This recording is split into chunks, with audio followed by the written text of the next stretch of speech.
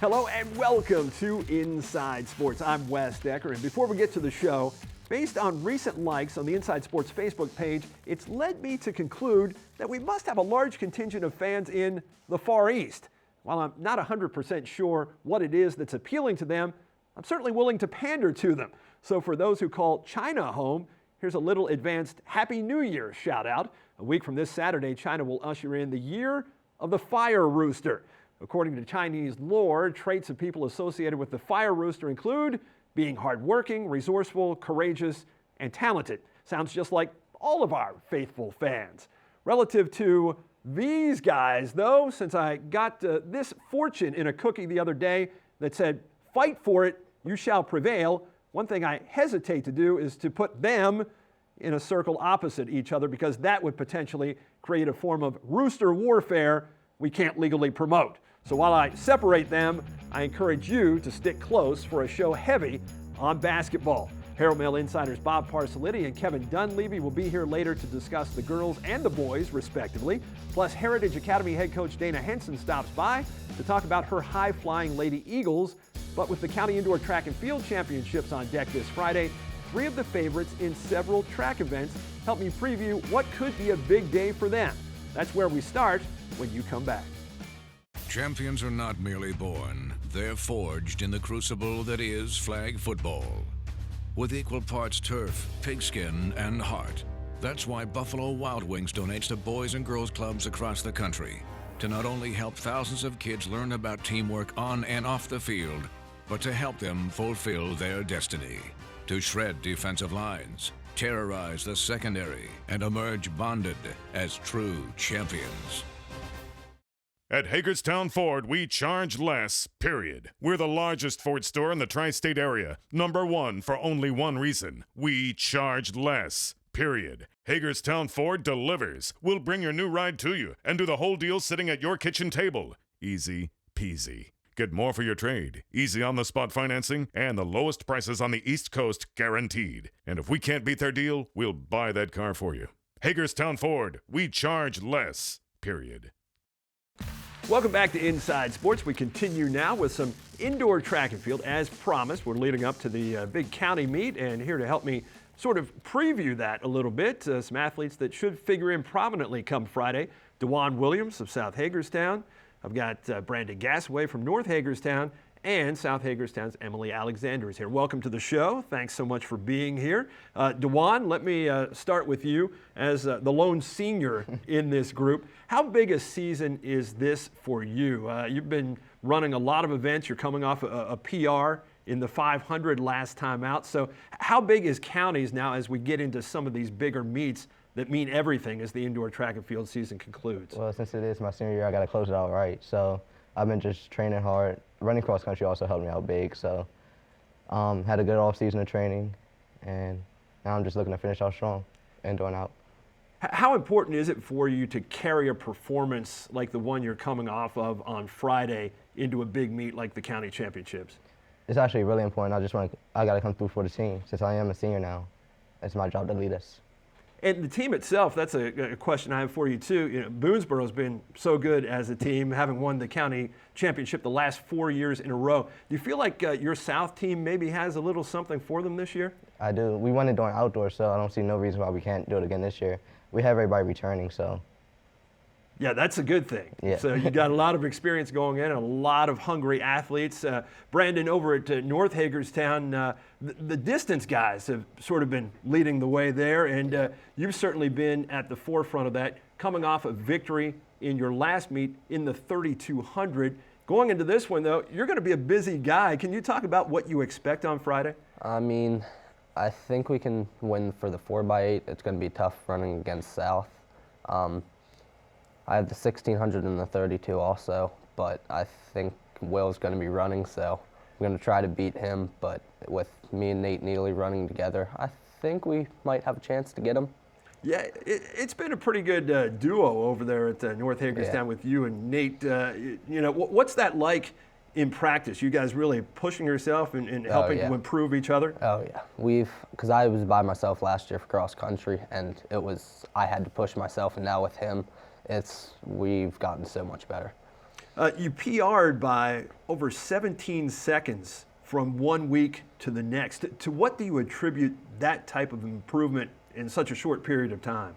That's just getting miles over Christmas break. I got, I think, 30 miles over Christmas break, which I think that's what really helped. Now, how do you sort of figure that as the season goes along in terms of how much you want to do outside of the meets themselves? Because I know a lot of athletes, based on the fact that they may participate in a lot of events or they're running long distances, they might scale things back a little bit. What's your philosophy with that? Usually for bigger meets, I'll get 6 miles in like every day around there, but it won't be as hard. So me and Nate will run 8-mile pace or 8-minute pace prior around this week, and then we just ran on a 12-mile run and we went like 6:50 pace. Wow. So it's all about the pacing for us. So you'll have no trouble getting the distance then, that's No. for sure. Not at all, problem not there. at all. Emily, you're just a sophomore, and yet when you look at the body of work so far, I think there isn't a single soul who isn't impressed with what's transpired so far. I mean, school records in the 800, 1600, 3200, even being part of the 4x800 team that set a school record. Is this surprising to you at all, the level of success that you've had so far? Yeah, I didn't really expect to go into this season and like break records. I just kind of went out there to have fun and try my best. And just how much fun is it to set school records like this? It's a lot of fun. I push myself every meet. My teammates support me. My coaches support me. It's just great. Where do you go from here? I mean, do you think about that at all? I mean, just how much better you can possibly get when you've started off this well? Yeah, just keep pushing myself and training hard, and just keep going and doing what I can to support my team and get better. And they've kind of mixed up the events a little bit that you've run in from meet to meet. So what do you expect to be running in come Friday at the county championships? My coach told me that he put me in the 1600 and the 3200, so I'm going to try to compete for the higher places there. And what's your favorite event that you've run in? I mean, if you had one over all others, which one would you choose? Probably the 3200. It's just a great race. Just get in there and run to the best of my ability. I think that's my strongest event that I can run in. Best of your ability has been tremendous so far this season. Congratulations on that. Thanks. And have fun on Friday. Brandon, same question. Do you is your favorite event the 3200? Either 3200 or the 400, because 400 I don't have to think, I just have to sprint. And DeJuan? I would have to say it's the 400 because I can just go. I don't have to worry about dying or anything. Yeah. And what's the hardest thing about the relays? I mean, what's the one aspect of that you have to concentrate on the most? Well, the relays are actually my favorite thing to do because I feel like I can help my team out the most in that. I like coming from behind. So it's just been like kind of learning how to run from the back this year because I used to always lead off last year. So yeah, I've been having a lot of fun with that.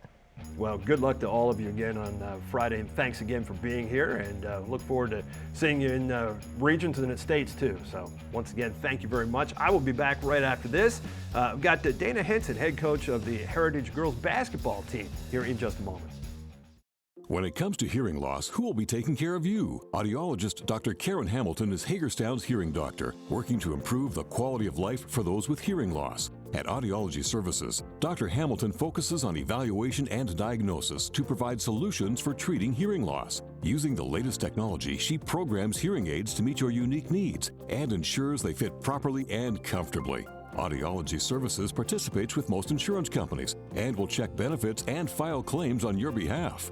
Dr. Hamilton and her team also serve the community through Hagerstown Hearing, which focuses on providing crystal clear sound in places such as theaters, churches, offices, and homes. Hagerstown Hearing installs looping systems that allows those with hearing loss to enjoy speech clarity and noise reduction, providing an experience like never before. To learn more about Audiology Services and Hagerstown Hearing, call 301-790-3300. Audiology Services and Hagerstown Hearing, providing crystal clear sound.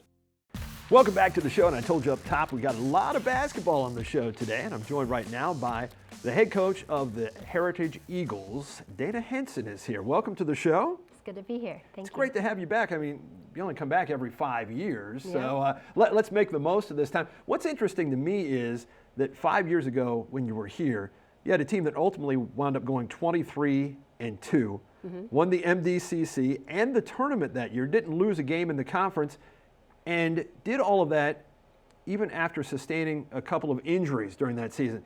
How familiar does that sound with the way that this season has played out with 2 key injuries to starters, and yet through the first 15 games, 13 victories? It's very familiar. Unfortunately, this season's a little bit worse because my 2 juniors that have gotten hurt, Maylin Patey and Leanna Shank, they have season-ending injuries, whereas 5 years ago, Callie and Kara had injuries that lasted a couple weeks and they were able to return. However, the girls that I have in place of Leanna and Maylin, they just have all stepped it up a level and they're continuing to do a great job. And we've been very successful so far with a record of 13-2. What valuable lessons have you learned as a head coach now going into this season? What things do you know now that you didn't know then that have helped you and helped the program? I think it kind of puts winning and losing into perspective. At least that's something that's really helped me. So much of the time we focus on whether we win a game or lose a game, but seeing my players injured like they have been with these really bad injuries, a torn ACL and meniscus and a broken foot, it really makes you value the girls that you have and their hard work ethic. And what's most important to me is that we grow as a team this year. And then I've just also learned that I think what the girls have learned as a whole is anybody needs to be ready to step up.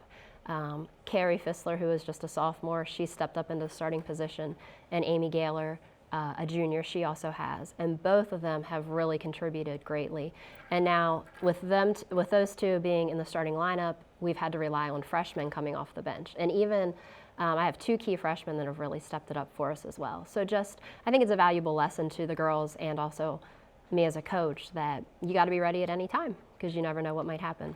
Well, it has to feel pretty gratifying the way that you've kind of been able to groom this Heritage program, because in 2011, 2012, obviously that was a terrific season, but then the next year there was no varsity team. Right. And ever since then, it's kind of been a rebuilding project. So this season has been the best to this point, at least at this juncture. So with the girls stepping up and understanding what you expect from them, really your 2 stars are pretty much volleyball first kids. I mean, this is pretty amazing. Right. Can you put into perspective just what it's taken in terms of getting the pieces in the right places to kind of mesh this team and then having to do it again after the injuries?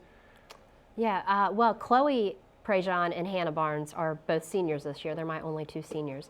And of course, our first year back of building that varsity team, when they were freshmen, they came in and both of them were running point guard.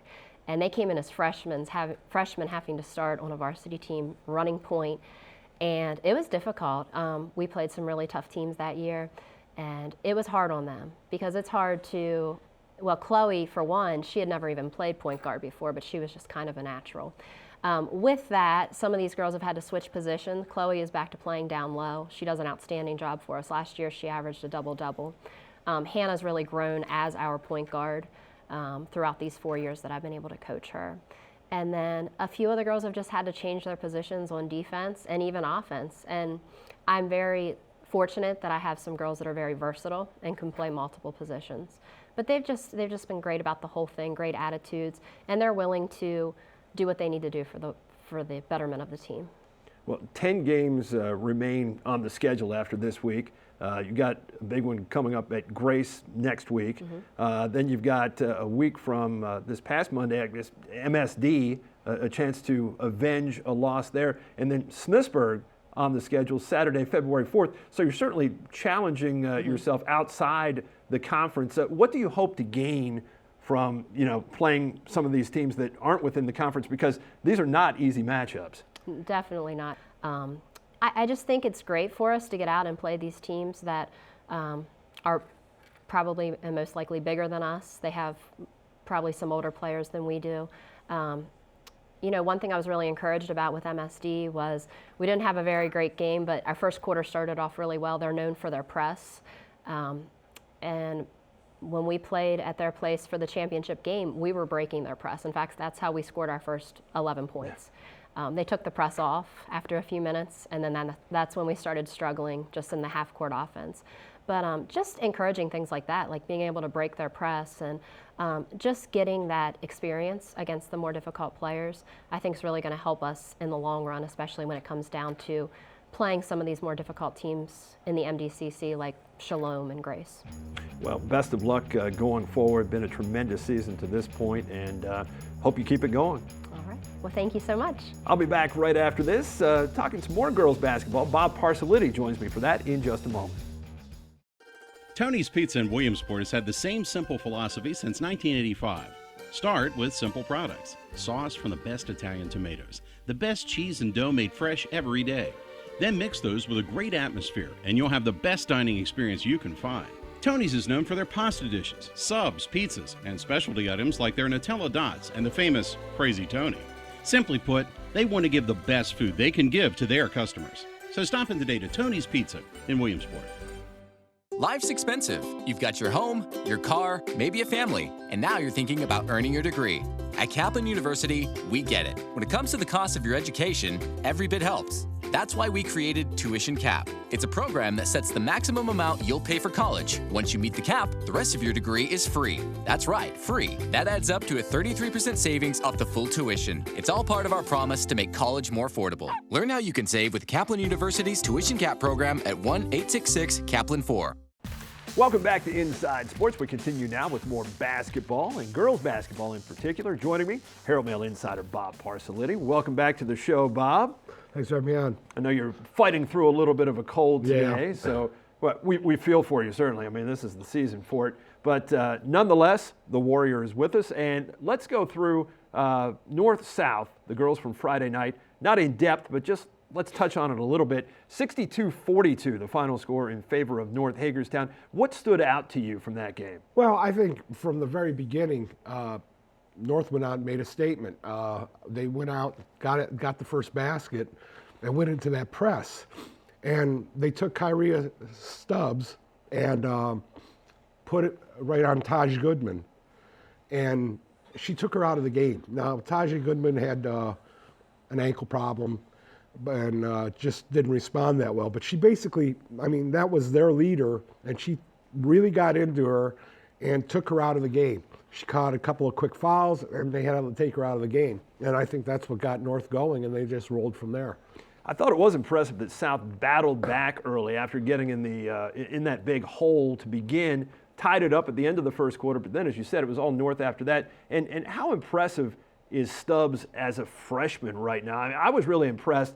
I mean, she's not just a scorer. She's not just a distributor of the basketball, but she plays great defense. I mean, she's got all the tools. She's got a lot of poise. I mean, I interviewed her after the game, and she's as good a quote as there is out there right now. I mean, she's very confident, and she's very calm, and she just, you know, she'll tell you like it is, really, you know. And I was very impressed with her. But yeah, there's a bunch of girls out there right now that are playing far ahead of their years right now, and she's probably the top of the heap.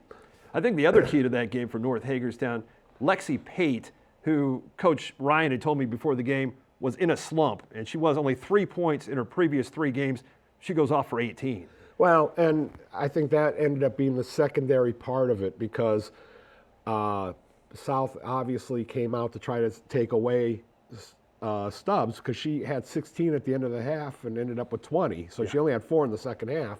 So they had to come from somewhere else. 14 in the second half for Payne. And, you know, they found her and started dealing. And, I mean, when they gave her the ball, she got to the foul line, which was huge, you know, and that. But, I mean, you know, even if Stubbs is out of the game, she's in the game, you know. I mean, if they're taken away from scoring, she's finding somebody else. And, you know, North High, I think, is on the right track. And once they figure out themselves, you know, I think they can do a lot of things. Yeah, a lot of new pieces there. Obviously, a new head coach And as Coach Ryan had told me earlier in the week, the game that they played against Smithsburg that you covered, I mean, they finished that game with 3 freshmen and 2 sophomores on the floor. So this is going to be commonplace for them. And as you said, trying to figure it out is really a matter of chemistry in a lot of ways. Well, it's chemistry. I mean, sometimes it's belief. You know, I mean, the idea that, you know, there's a lot of older people out here, should we be playing against them? And I mean, it may not be one of those things where it's conscious in their heads, but it's got to be in the back somewhere because, you know, I've always noticed that the younger kids, they're not as instinctual with what they do. I mean, they have to look at the ball when they dribble. They have to, you know, they stop. It's not an automatic process. I think North is a little bit ahead of that, but you know, they still have to figure out how to do it and do it so that it's more of a flow to it. Yeah, become a little more consistent with it as they snap that 8-game losing streak. Coming up on Friday, got a darn good matchup in the county between Williamsport and Smithsburg, 2 teams who have met twice already this season. And Williamsport basically shut down an offense in Smithsburg's that is leading the county in scoring points per game, only 35 points per game on average for Smithsburg in those losses to Williamsport. Their only losses of the season. Now Smithsburg gets Williamsport at home on Friday. 2 teams who have put together great resumes to this point. What will it take for Smithsburg to turn the tables on Williamsport this time? Well, I think they're going to have to find a way to keep Haley Baked loose. I think one of the things that Williamsport goes out and has done in the first 2 times is kind of get her out of range, get her flustered, get her where she's not moving around. She's obviously the thing that makes them go. I mean, if you look at what happened North against Smithsburg, Haley goes out and she hits 6 threes. And I mean, you know, you can't let her do that. I think that if they can figure out a way to get her out there where she can do something, and she in turn does kind of what Stubbs does, as far as passing it off when it's not there, it might you know, cause some problems for Williamsport to kind of cover them. Yeah, you got an offense averaging almost 62 points per game in Smithsburg's against a defense allowing less than 32 points per game in Williamsport. So sort of the immovable object against the irresistible force. So we'll see who wins out on Friday, round 3 between those 2 county schools. Bob, take care of yourself. We'll try. We'll see you back next week. Thanks for being here. I'll be back in just a moment. Kevin Dunleavy joins me. Talk boys basketball right after this. Champions are not merely born, they're forged in the crucible that is flag football. With equal parts turf, pigskin, and heart. That's why Buffalo Wild Wings donates to boys and girls clubs across the country to not only help thousands of kids learn about teamwork on and off the field, but to help them fulfill their destiny. To shred defensive lines, terrorize the secondary, and emerge bonded as true champions. At Hagerstown Ford, we charge less, period. We're the largest Ford store in the tri-state area. #1 for only one reason. We charge less, period. Hagerstown Ford delivers. We'll bring your new ride to you and do the whole deal sitting at your kitchen table. Easy peasy. Get more for your trade, easy on-the-spot financing, and the lowest prices on the East Coast guaranteed. And if we can't beat their deal, we'll buy that car for you. Hagerstown Ford, we charge less, period. Welcome back to the show. Time for boys basketball now. And Herald Mail insider Kevin Dunleavy joins me. Kevin, welcome back to the show. Thank you, Wes. Let's talk north-south first, because that was a very entertaining basketball game on Friday night. South Hagerstown sort of imposed its will from the start just by simply playing hard, and they never stopped doing that the entire game. And in the end, the fourth quarter really made the difference in the game. But again, I think the intensity and the energy with which South played really was the key to pushing them on to victory. Yeah, and the experience of their veteran guards, Xavier Roman and Christian Sidner, was really key. They seemed to, the pressure that they put on the North guards was key, and they had more calm about them when they had the ball.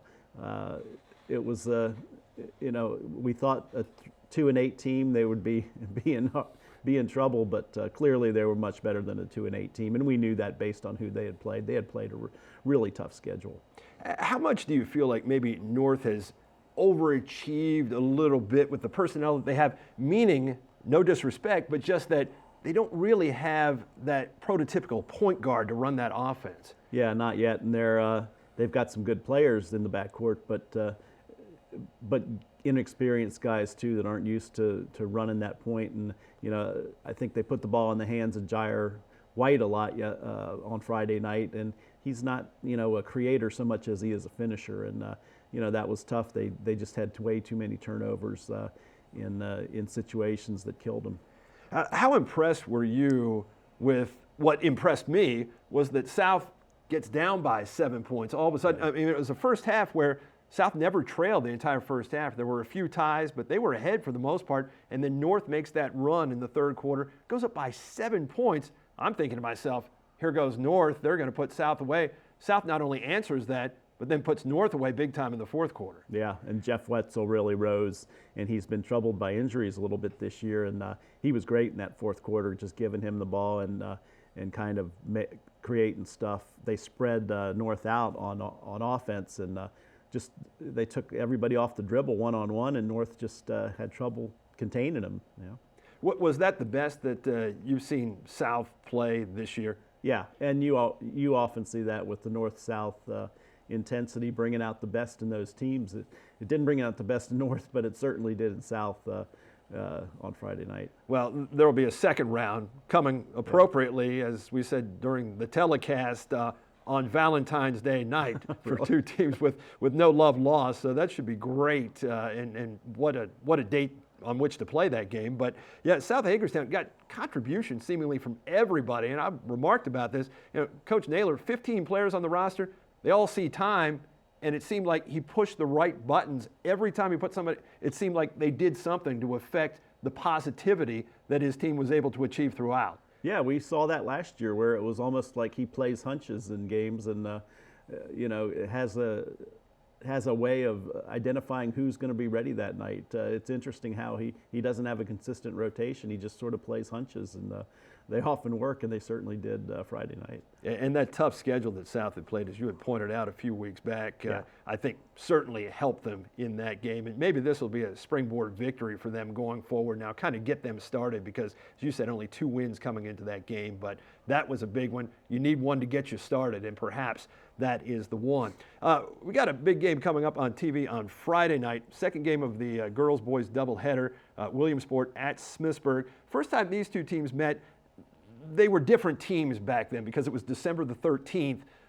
Back then, on that date, Williamsport won at home 46-40, very low-scoring game. Cameron Cutchy, one of Smithsburg's leaders, went out early with an ankle injury, did not return. But now all of a sudden, Smithsburg's playing much, much better basketball. Yeah, they've won 3 in a row. Cutchy's come back for those 3 wins, and they were 0-4 without him. So, that's how much he means to that team. And it's a developing team because they've got different pieces that are playing together for the first time, really, as a starting unit. And, they got something there as long as they can keep everybody healthy. And Kirby Lenius, we've seen, just a really explosive, interesting player that creates a lot of havoc when he's out there. And you don't see guys like that playing. He doesn't have any high school basketball experience. He comes in as a senior, and he's just such a factor. And how good has Williamsport gotten? It really seems like with everything that Coach Grable had to mesh together with players from different classes, the young and the old, it seems like he's found the right combinations now. Yeah, every time I've seen them this year, they've looked a little better, and he's really got a good feel now for what guys can do in various situations. And those young players, 2 freshmen and 2 sophomore, are really playing, increasingly big roles for them off the bench. And that's a team that looks like it can go far now. Yeah, this should be a very interesting matchup coming up Friday night at Smithsburg. Kevin, thanks for being here. Thank you, Wes. Thanks to all of you for watching this week. Next week on the show, County Indoor Track and Field Championships to talk about, and of course we'll recap all of the basketball, let you know how those games played out that we previewed this week. Until then, Wes Decker saying so long, and I'll look for you in 7 days again on The Inside. Hey, your sisters and your brothers, your haters and your lovers, you gotta get up in the streets. Hey, don't complain to mother, they hiding under cover, you gotta get up. up on your feet. Now I feel it in my bones again. Yeah, feel it, but you never gonna